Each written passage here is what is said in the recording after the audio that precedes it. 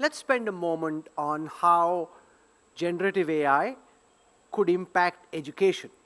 Now, we've already seen some teachers and technologists come out with tools which help you check whether students have pulled that answer out of ChatGPT.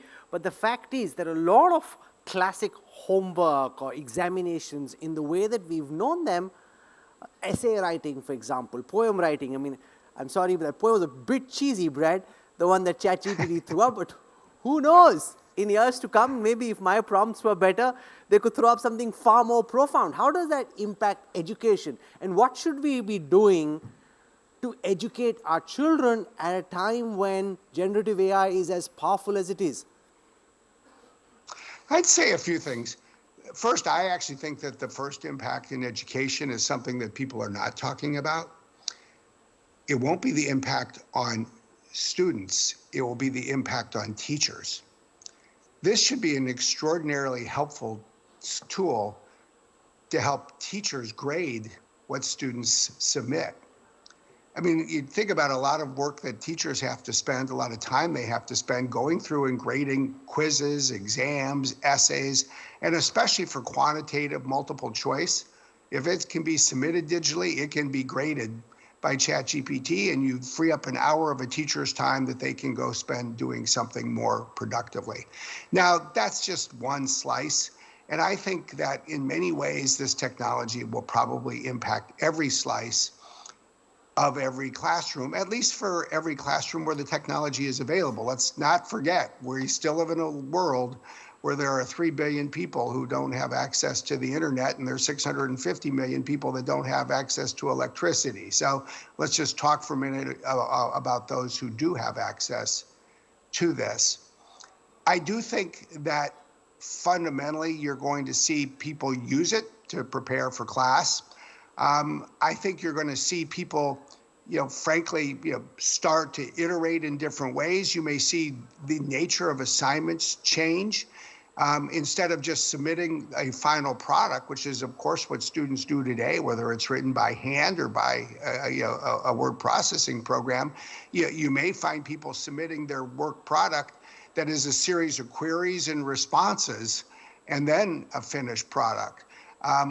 Ultimately, I think the best work is going to be work that takes what is generated with this and then edited with human creativity. If there's one limitation to everything that we've seen about generative AI so far, we haven't yet seen it in a single instance create an idea that no human had already created and put up on the internet.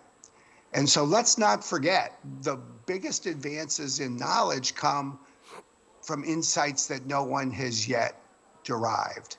This is a foundation to help people learn things, discover new things.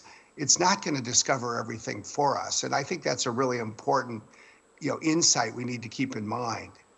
I want to bring you to the second part of my question, which is about educating young children at a time when answers are available through AI. How are you thinking about this? Because there is the natural temptation to draw answers from a prompt. How should education change? Well, the first thing I would say is that we're in such early days that in many ways we're gating access to these services so that they're not yet available to young children. And I think that's probably a thoughtful and more measured way for us to go about this.